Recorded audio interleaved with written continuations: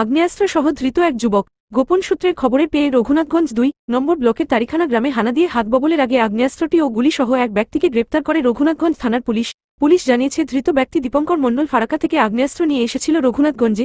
Police গোপন সূত্রে খবর পেয়ে হানা দিয়ে ওই ব্যক্তিকে গ্রেপ্তার করে।